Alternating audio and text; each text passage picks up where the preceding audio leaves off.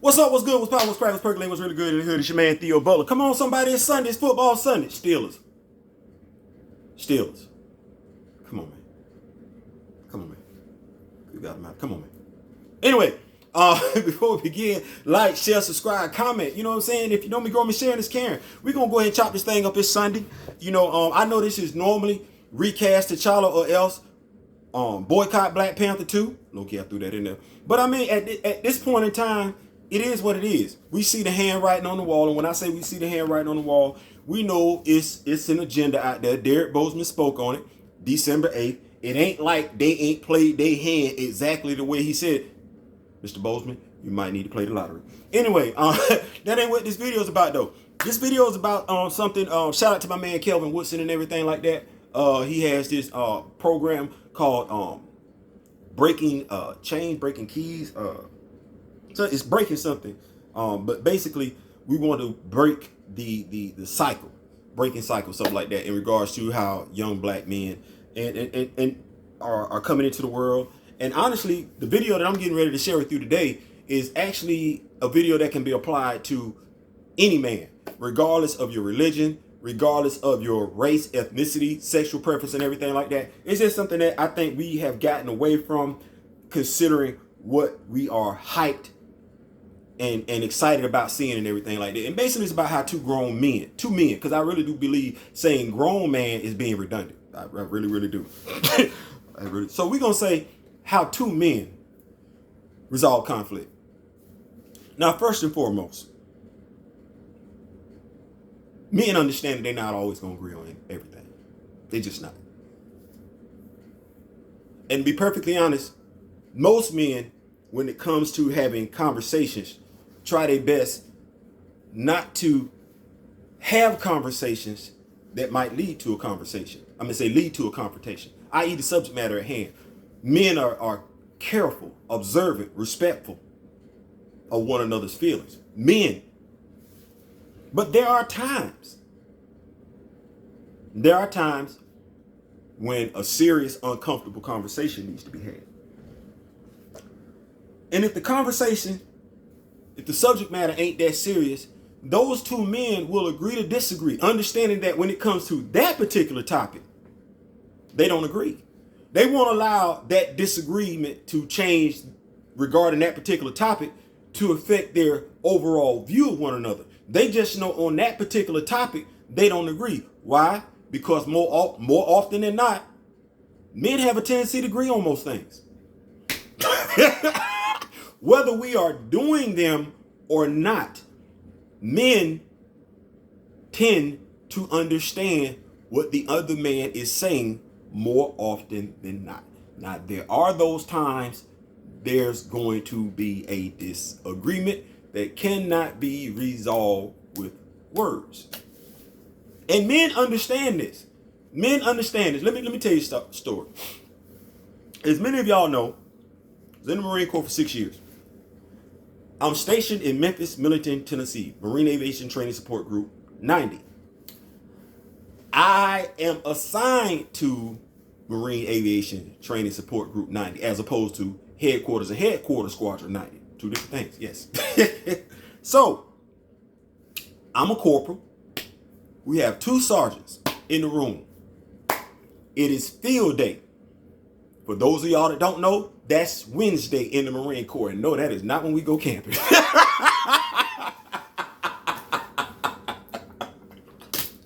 I swear to God, the first time, hey, we got field day. What? Oh, thank you, G. That's not what field day means. That's not what that means. I found out in boot camp. Field day ain't meant the same sense then. But anyway, so Wednesday, field day, right before field day, two sergeants, they having a disagreement. It's a disagreement. Now, in the civilian world, I want to say there are some things that you can take from the military and apply them in the civilian world. And one of these will be how to resolve a physical altercation. Let me tell you what wound up happening. Because in the military, as I've stated before, it's more strict. The law, you cheat on somebody in the military, you gonna go to the brig. You gonna get, you gonna lose a strike. You gonna lose some money. You gonna get put on restriction. All that. Yeah, don't cheat on your spouse in the military, male or female. Don't do that. Good God Almighty Jesus. Damn, you playing with your future. Anyway, so that's not what they were having an issue with. It was an issue in regards to certain rules and how they should be applied. If I'm not mistaken. Anyway, these two dudes quietly left the office while everybody was talking. Quietly left the office. They quietly, just them two, quietly left the office, went in the room, locked the door, and came back out about 5-10 minutes later. No superiors knew what happened. We can't tell them, because if they know, somebody got to get punished. These were two grown men who do not need anybody. Hold on. Dada, did you eat your 2 bacon? Yes. No, I did not. My daughter, I don't know what to tell you.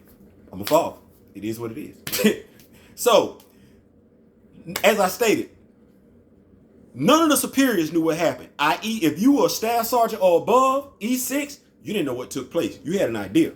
But everybody E5 and below, we knew what took place. They had a disagreement.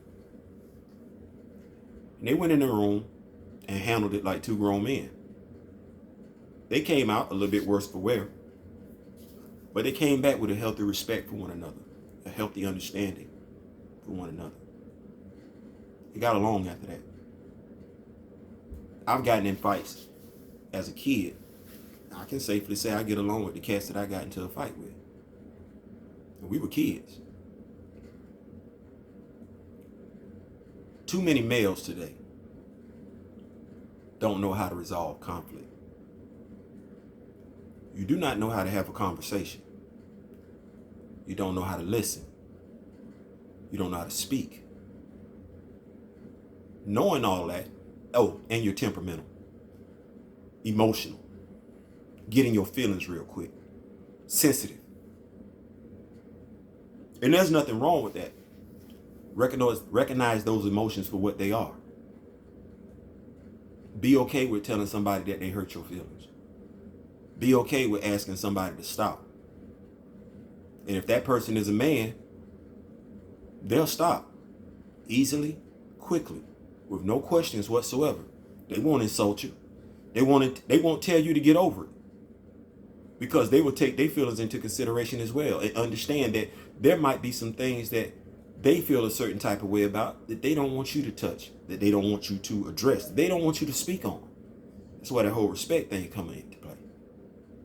But at the end of the day, if that doesn't get it done, walk up to the man without drawing a crowd and say, hey, let me holler at you in this room.